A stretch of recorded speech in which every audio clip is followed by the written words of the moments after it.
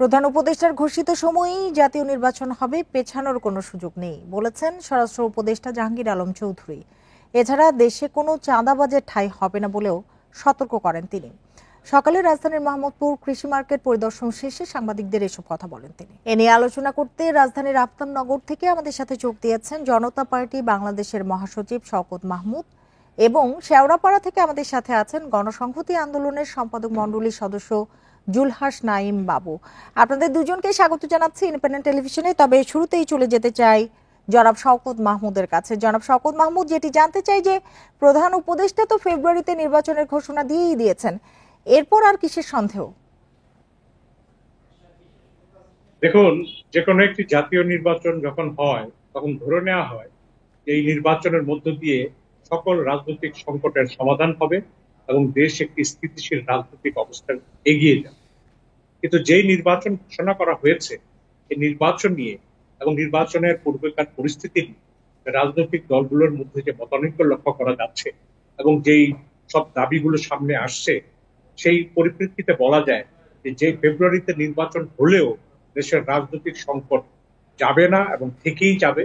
এবং এনসিপি নেতাদের পক্ষ থেকে বা আরো কেউ কেউ বলছেন যে এই ধরনের নির্বাচন অনুষ্ঠিত হলে তারপরেও কিন্তু গণ অভ্যুত্থান ঘটার সম্ভাবনা রয়েছে।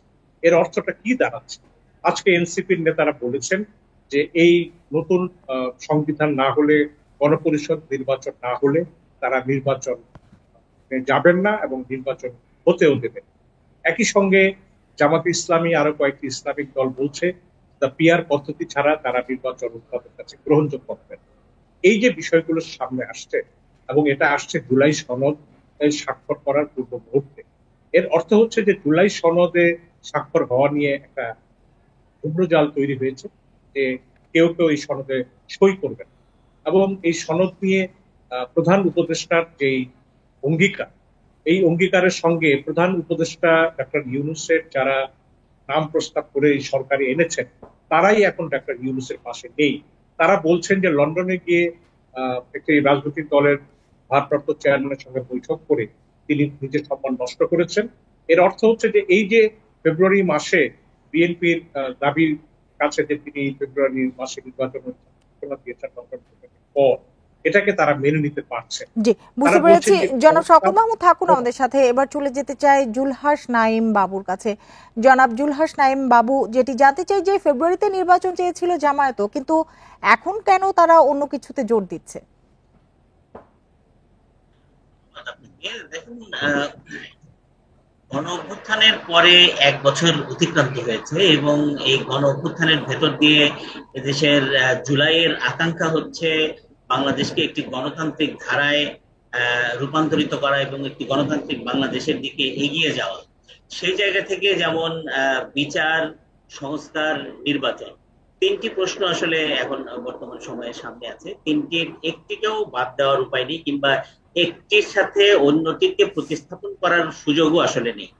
তিনটিকে একসাথেই চালাতে হবে এবং যেমন বিচার কাজ সম্পন্ন করা এই সরকারের অন্যতম প্রধান দায়িত্ব, যেটি তারা এখন পর্যন্ত মানে জনগণের আকাঙ্ক্ষা অনুযায়ী এগিয়ে নিতে পারে নাই বিচার কার্যকে, এবং একই সাথে সংস্কার সম্পন্ন করা এবং তার সাথে সাথে নির্বাচনের ভেতর দিয়ে দেশকে একটি গণতান্ত্রিক ধারায় উন্নীত করা। সেই জায়গাটা নিয়ে এখন একভাবে ধোঁয়াশা তৈরি হচ্ছে।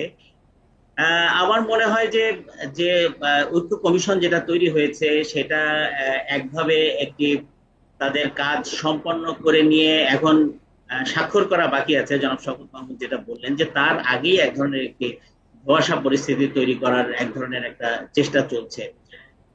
কিন্তু আমরা মনে করি যে সংস্কার সম্পন্ন করার ক্ষেত্রে সরকারের দিক থেকে যে ধরনের উদ্যোগ থাকা দরকার, যেই ধরনের মানে কার্যক্রম থাকা দরকার, সেই জায়গাতে আমার মনে হয় কিছুটা ঘাটতি আছে। কেননা সংস্কার জাতীয় ঐক্যমত্য কমিশনের সমস্ত রাজনৈতিক দলগুলো বসছে, দিনের পর দিন আলোচনা হয়েছে, ঘন্টার পর ঘন্টা আলোচনা হয়েছে। সেই আলোচনাতে সবগুলো রাজনৈতিক দল তাদের মতামত দিয়েছে এবং সেখানে মতামত মানে কোনো কোনো সিদ্ধান্ত এমনও হয়েছে যে নোট অফ ডিসেন্ট দিয়ে সেই সিদ্ধান্তগুলো বাস্তবায়ন হয়েছে। ফলে সেখানে যারা যে সমস্ত রাজনৈতিক দল বক্তব্য দিয়ে আসছেন, বাইরে এসে আবার তারা যদি আগের অবস্থানে ফেরত যান, সেটা আমার মনে হয় যে দল হিসেবে সেটা দায়িত্বশীলতার জায়গা হবে না। জি, বুঝতে তিনি পেরেছি। যে থাকুন বক্তব্যটা আমাদের দিয়ে সাথে, আসেন। আবারও যাব জনাব শওকত মাহমুদের কাছে। জনাব শওকত মাহমুদ, অন্তর্বর্তী সরকার নির্বাচন দেবে, চলে যাবে, সেফ এক্সিট কেন খুঁজতে হবে? প্রশ্নটা সেই জায়গায় আটকে আছে। এনসিপি নেতারা যেটা বলছেন, তাদের সঙ্গে অন্তর্বর্তী সরকারের যে সম্পর্কটা ছিল, সেই সম্পর্কটা এখন আর নেই। ডক্টর ইউনূস একা হয়ে গেছেন, এটা নাহিদ ইসলাম এক সাক্ষাৎকারে বলেছেন। এবং আজকে যেভাবে ডক্টর ইউনূসকে ব্যক্তিগতভাবে তারা দুষছেন, এতে করে মনে হয়ে গেছে যে ডক্টর ইউনূসের সঙ্গে তাদের একটা বড় ধরনের দূরত্ব তৈরি হয়েছে। এবং ডক্টর ইউনূস এই কারণেই যে তিনি একটু বিএনপির দিকে ঝুঁকেছেন বলে তারা অভিযোগ করছে। এবং বিএনপিও ইউনূস সাহেবের সঙ্গে তারা আগে যেভাবে উপদেষ্টাদের পদত্যাগ দাবি করতে করে না, বরং প্রশংসা করছে, যেহেতু বিএনপি ফেব্রুয়ারিতে নির্বাচন চায়। ধরে নেওয়া হয়েছিল যে জুলাই সনদে সই করার পরে নির্বাচনের রোড ম্যাপ ঘোষণা হবে। কিন্তু ডক্টর ইউনূস যেদিন জুলাই ঘোষণা দিলেন, সেই ঘোষণার দিন অবশ্যই এনসিপি নেতারা অধিকাংশই ছিলেন না। সেদিন রাতেই তিনি নির্বাচনের রোড ম্যাপ দিলেন। এর অর্থ হচ্ছে বিএনপি যেন, বিএনপির মিত্ররা যেন জুলাই সনদে সই করেন, তাদেরকে এক ধরনের প্রলুব্ধ করার জন্যই তিনি আগে নির্বাচনের রোড ম্যাপটা ডিক্লেয়ার করেন। এতে বিএনপিও খুশি হয়েছে। কিন্তু তার ফলে এই যারা ছাত্র নেতারা, যারা অভ্যুত্থানের নেতৃত্ব দিয়েছেন, তাদের মধ্যে এক ধরনের, আমি বলবো যে একটা বড় ধরনের অভিমান জন্মে গিয়েছে। এবং তারা আজকে যে কথাটা বলছে যে নতুন সংবিধান ছাড়া বা নতুন গণপরিষদ ছাড়া যারা নির্বাচনে যাবেন না, কথাটির একটি যৌক্তিকতা আছে এই জন্য যে এই বর্তমান আমাদের যে সংবিধান চালু আছে, সংবিধানের কোনো অনুচ্ছেদ স্থগিত নেই, কিন্তু আমরা সংবিধানের যে বাস্তবায়ন সেটাও কিন্তু আটকে আছে। যেমন 3 মাসের মধ্যে নির্বাচন হওয়ার কথা পার্লামেন্ট ভাঙার পর, সেটা হয়নি। এখনো এই সংবিধানে শেখ মুজিবকে জাতির জনক বলা হয়েছে, সেটা আছে।